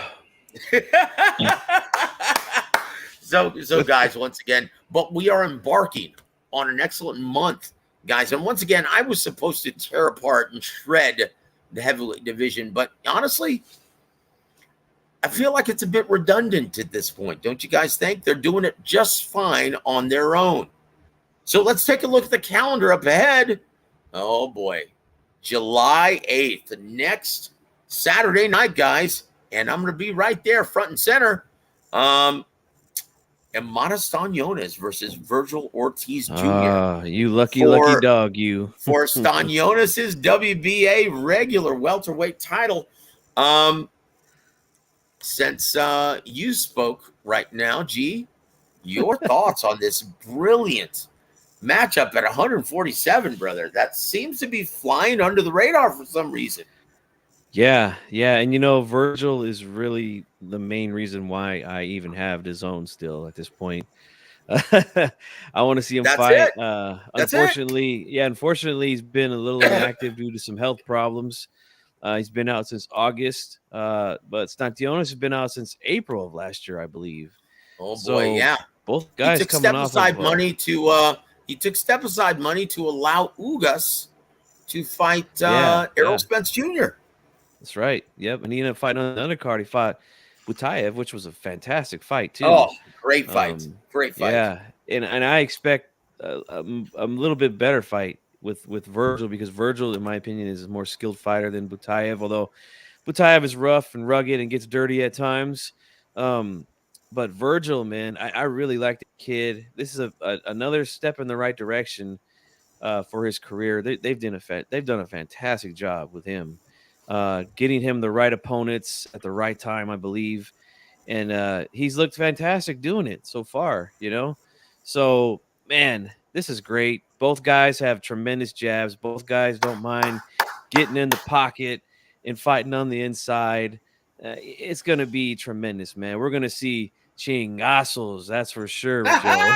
And Well, you like I lucky said, dog, you're going to be there. yeah. Oh. You know what, brother? I'm going to give you my official, and this is when I'm doing ring announcing here in South Texas, the way I like to actually announce the main event, and G Funky's heard it, and that's my catchphrase actually, is puros chingazos.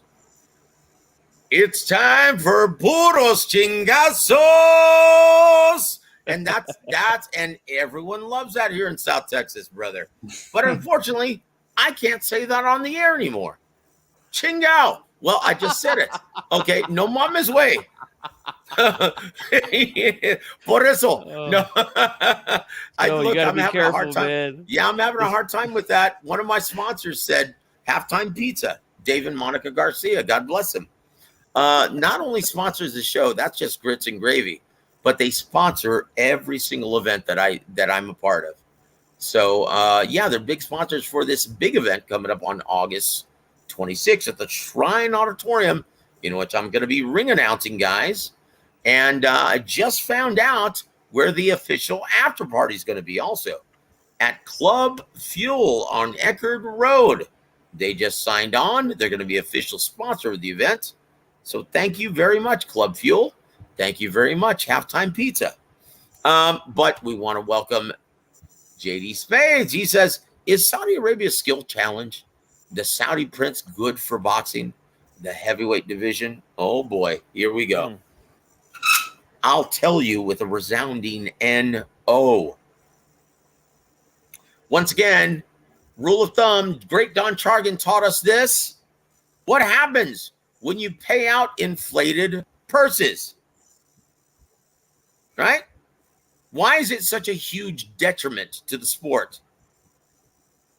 Because if you give these guys inflated purses, it makes it virtually impossible to put together the best fights. Right?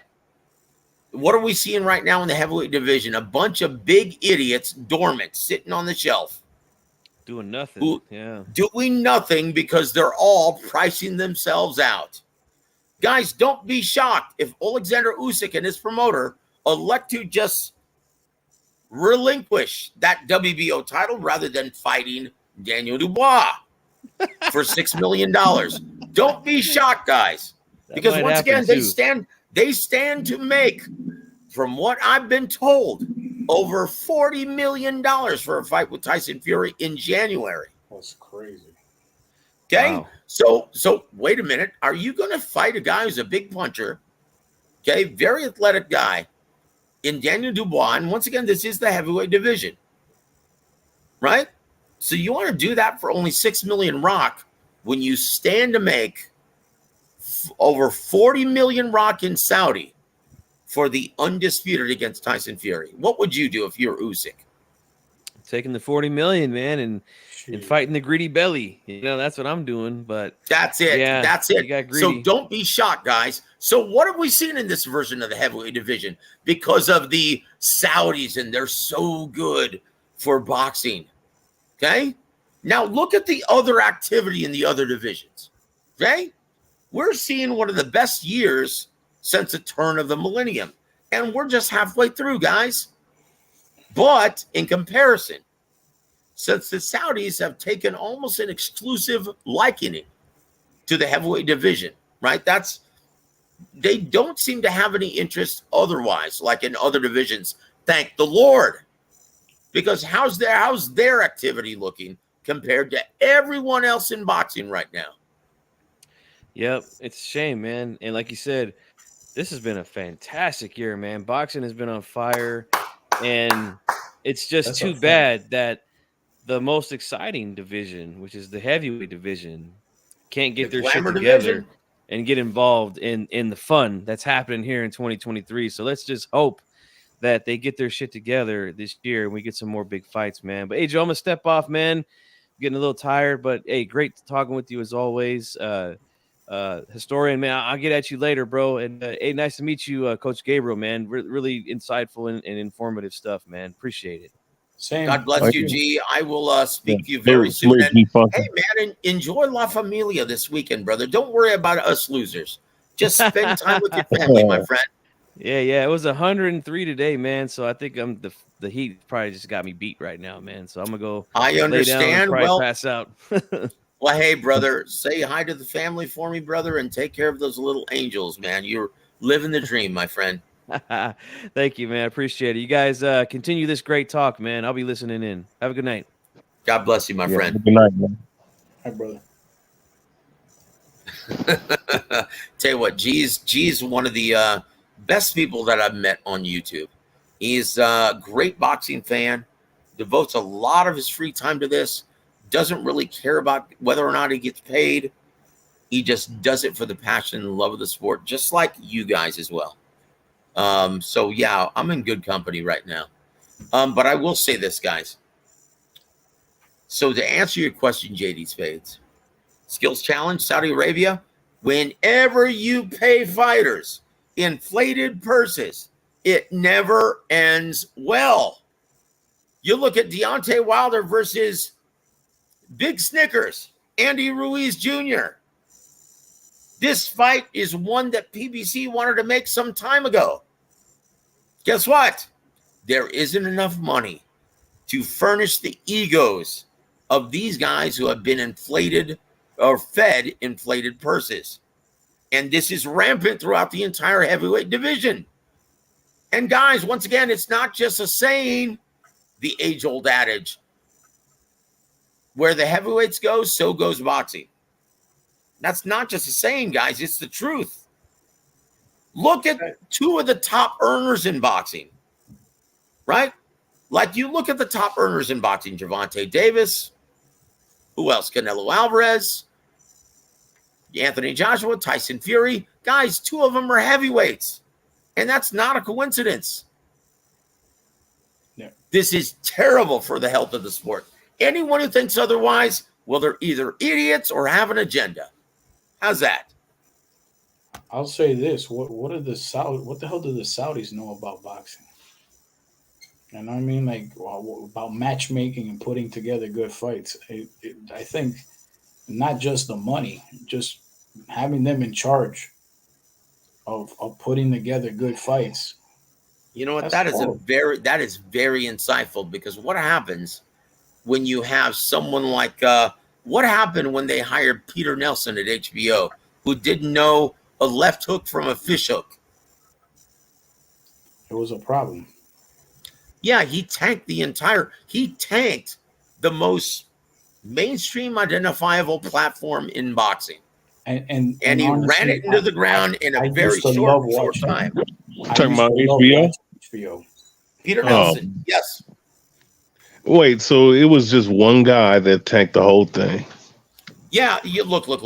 Like, guys, we really lucked out as boxing fans when HBO hired Lou DiBella, because most of the time they just like to hire attorneys, right? And it was just an anomaly. And once again, it makes sense, because they're interpreting these contracts to look after the best interests of the network, right? So they like to hire attorneys. It was just a happy accident that Lou DiBella just so happened to be a lifelong boxing guy.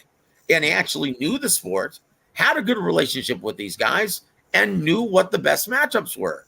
And he had the clout on HBO to be able to hold their feet to the fire and say, hey, you know what, Don King, I understand that you can't stand Bob Arum, and for good reason. But if you don't bury the hatchet and work with this guy to put together De La Hoya versus Trinidad, best of luck getting any more dates from this point forward. We're not seeing any of that today. And we're definitely not going to see that from Saudis, right? The Prince? No. That's a very good point, Coach Gabe. And we're definitely not seeing that from DAZN right now. No. Are we seeing that anywhere except for possibly Showtime now with Steven Espinosa? And once again, I love Steven. He's a great guy, and he genuinely cares about the health of the sport. But Once again, he was hired on. The reason why he got this job, and most people don't realize, is that he was Oscar De La Hoya's lead counsel, in-house counsel at Golden Boy Promotions. That's how he got the job when Ken Hirschman jumped ship and went to HBO, right? But admittedly, he's learning on the job still. That's why you saw him, well, make some terrible decisions along the way, right?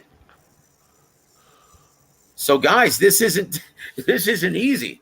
And once again, Ken Hirschman, another anomaly. A guy who's a great attorney, and just so happened that he was a lifelong boxing guy. Look at the job he did at Showtime and then HBO. And then look what happens when you hire someone who knows nothing about the sport of boxing or the business of boxing. What happened to HBO very quickly?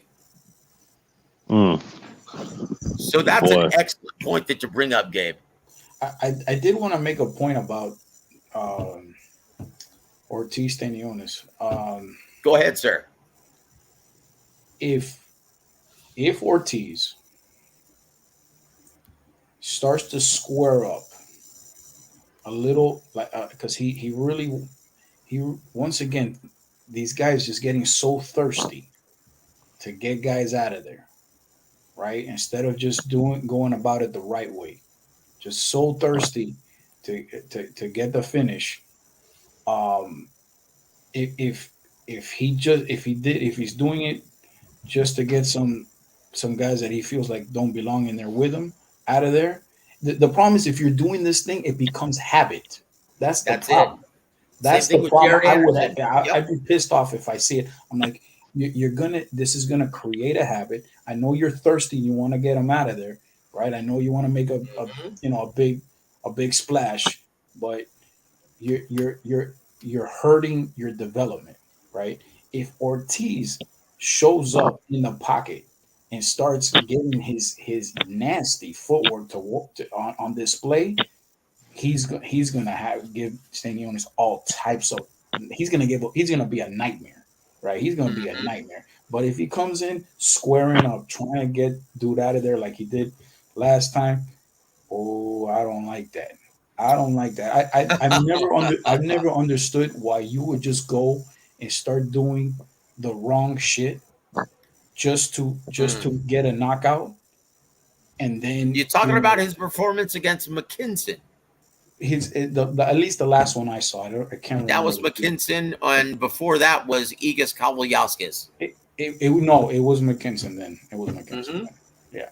So, and I know he just wanted to get the guy out of there, but I didn't like it. Let me ask you. Well, we're going to get back to you, Coach Gabe, because we do have to wrap this up in about 5 minutes. But I do want to hear from TBH. TBH, do you think Virgil Ortiz is going to have problems? Because this is the first time he's ever faced someone with a comparable, intelligent, forceful jab like him. Is he going to have problems with the Stanionis jab, sir? Yes, because Stanionis throws a lot of those jabs, and he knows his type of style does pressure. His type of pressure style with the jab and with effective aggression, can really give Virgil Ortiz problems. Virgil Ortiz has a stiff jab, good combination punching. He can box. He can move his feet well. A really good body puncher, but he's a whole lot more methodical, a lot more economical with his shots, and he stays at a consistent pace. I think he's going to have to turn up the volume with Stanionis and have to match him because that's the type of style that Stanionis is going to give. So I think this is going to be a really tough fight on both ends. I say 60. I'm gonna say 60-40 for Virgil, but 40% chance for Stanionis because he is that good. You know what, brother? Coach Ronnie, and once again, he may be a little biased. He used to coach him on Stanionis. He believes that Stanionis is going to pull off the mild upset here, even though he's the incumbent reigning title holder. Coach Gabe, who wins the jab contest on next Saturday night? So, I haven't seen enough Ortiz controlling punch volume if he can do that, right? I I I just don't think Stanionis has much of a chance. Mm, Um, if he can control, and I'm not just talking about his jab, just of course. force this into a thinking man's game against him. He's I think he's once or and especially on the inside, and he starts stepping around. That's not good. That's not good for the kid. I I, love your brain, coach. Love your coach's eye. Keep going, sir. and but I hear the see volume jabs are they have an effect, right? Hmm. But there's ways to take them away. Yep. Uh, um, Two ways. well, I would say there's more than two, but there's definitely The two most common ways, right? Lateral movement, and yeah, you out jab the jabber. You finish his sentence the way right. Emmanuel Stewart used to teach me, right? And he explained it. It's almost like you win the jab contest by finishing their sentence. Keep cutting them off, right? And he he explained it to me like this because I have a really bad habit of doing this, right? Because I talk too much. And he goes, something that you like to do, Joseph. You like to cut people off and start talking. Well, that's what you do in essence with the jab. You finish their sentence for him. And I'm like, wait a minute, I do. Yes, you do it all the time, motherfucker. You do it to me. And he goes, but that's in essence what you're doing with the jab. And then, once again, go not to get off topic, but that's what made Emmanuel Stewart so effective. He would take something that you do or something that you can relate to, and that's how he would teach you the fundamentals. That's what made him the greatest of all time. I'm sorry, as you were, Coach Gabe, what did you think of that? So yeah, you do want. So I know what he's saying by completing the sentence is that they're initiating the jab, and then as soon as they start jabbing, stop jabbing, you let and they remember usually they're if they're jabbing they're getting in range. They're gonna be front foot heavy, and so when they're front Take foot care, Miss heavy, B. God bless you, sister, and thank you for joining us. God bless you, and I hope you return very soon. Have a wonderful evening. I'm sorry, Coach Gabe, as you were, my friend. you, you're good. Once they're front foot heavy, that's and you let the jab go, they're going to be available, right? That's definitely one way to do it. To me, and yes, you do want to jab with the jabber because at the very least, you're giving them something to think about, right? Because now and that's gonna that every time they're having to deal with your jab, they're thinking about defense a little less than their offense, right? Um, but honestly, to me, the most effective way to take away the jab is to take away the actual angle in which you can actually fire it, right? If you start to take away punching angles, Mm-hmm. right, you after a while you realize that it's not even landing. They just stop wanting to throw it because it's not doing anything, right? That's it. That's So it. um that's to me is the most effective, but you want to tie all of them in together. You just don't want to use one thing, you want to use a Of variety of course. things. Of course. And look, the way that Terrence Crawford's going to do it with Spence on the 29th, he's going to use lateral movement to try and negate the jab. That ooh, intelligent volume jab of Errol Spence Jr. In my opinion, that's what he's going to do. What say you, Coach Gabe? And then we've got to move on, sir. I think his step back game, he will use lateral movement, but I think his Mm-hmm. step back game, um we saw it on display with Porter, right? He had a shuffle game and a step back game that caused a Mm-hmm. lot of problems for Mm-hmm. Porter. And Yep. remember, Spence is a reacher. Yep. He's gonna be available. So that step back game is gonna cause Spence some problems. And he's gonna get away from the jab because what he wants to do is create that distance, not so much to take away the jab, but to get him throwing the rear hand so that he reaches and he counters. That's Mm-hmm. gonna be available for him a lot. Mm. Well, I'll tell you what, there's only one way to find out. And once again, that's why they fight the fights. But I tell Yep. you what, July 29th, can't come soon enough. And Facts. Adam Lopez has the beat. Excellent counterpuncher. Excellent at controlling range. It was a real joy to watch you work, Adam. Really appreciate it. And I genuinely miss it. Tell you what, want to give a big shout out to my brother from Corpus, Mario Mongina. How you doing, my friend? Very good to see you, man, on the chat. Where have you been, brother? I tell you what, you need to be a very special guest on one of my programs. You're always very insightful. Love you here on the show, man, and it's been way too long, my friend. God bless you, and it's good to see you here, Mario. Tell you what, I would love to have both you and G Funky on the show, but guys, we've got to go. It's already 2 hours now in. TBH, any parting shots? And if you'd like to close us out on any final thoughts on the heavyweight division or anything that we talked about tonight. No, well, yeah, I mean, hey, expect fireworks this Saturday. Definitely, I think this is going to be a good test for Jared Anderson. And hey, at the end of the day, coming off the couch or not, he's a southpaw. Speaking of Charles Martin, who has power in that left hand. So Jared Anderson got to be very, very leery of that. Very leery of them shots. Definitely, I would take a slight chance on it if you're betting.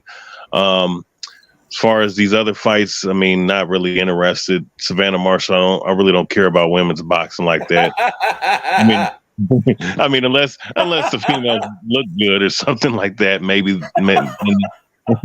Brother, trust me, you're not alone in that sentiment. I'm sorry. Keep going, my friend.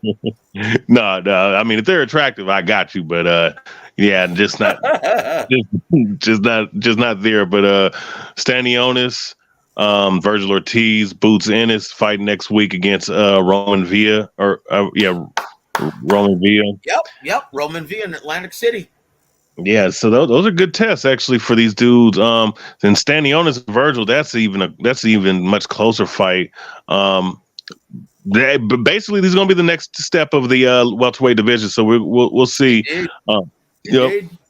So that's pretty much it, guys. And once again, so should anyone even consider Mike Coppinger's article on how to fix boxing? Should we even consider that as a decent or a constructive piece of literature for us boxing fans? Hell no. Guys, I'm a journalist also. That is the worst piece of rubbish I've ever read, and especially this year in very poor taste. TBH, always a joy to share the air with you, my friend. Thank you for being a part of this program. Coach Gabe, your parting shots, brother. Any prognostications for the road ahead, sir? No, but it's been cool, and I appreciate the offer. And maybe I could swing by another time. Next time we're doing this, it would be. It's been an absolute pleasure tonight. We love your brain. We love your coach's eye. And yeah, anytime you to share the air with you, my brother, it's my pleasure. And once again, so guys, are you going to be on Ryan's channel this Saturday watching the fights? Am I? Yes, sir. I might. So every Friday I do a live film study with him. But sometimes I don't get a chance to get on the actual live. Sometimes I do, but not all the time. I might. Well, I tell you what, I'm going to be there on Saturday night watching the fights with him. I hope you're there as well. As I tell you what, it's always fascinating to pick your brain, brother, in anything boxing. And guys, it's been a real pleasure, and thank you for spending time with me this Thursday evening, guys. I really appreciate it. Guys, on behalf of everyone who's been on the channel, on behalf of Coach Gabe, I'm Joseph Heron. You've been listening to WAWR Week Radio. Have a great evening, everybody.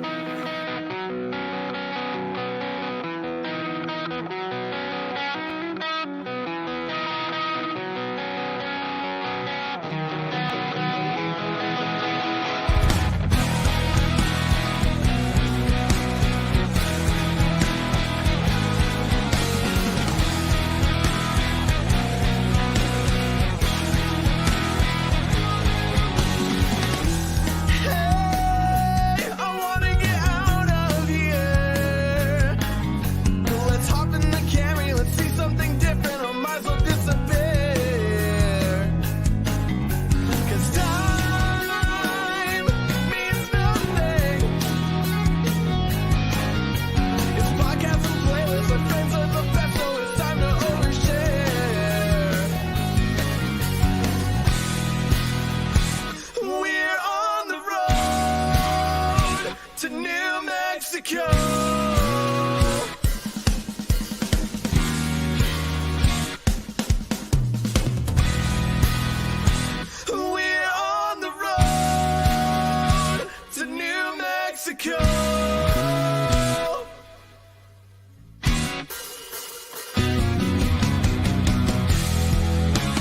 FightSaga.com and Halftime Pizza proudly present WAWR Week Radio Chats with ring announcer and commentator Joseph Heron.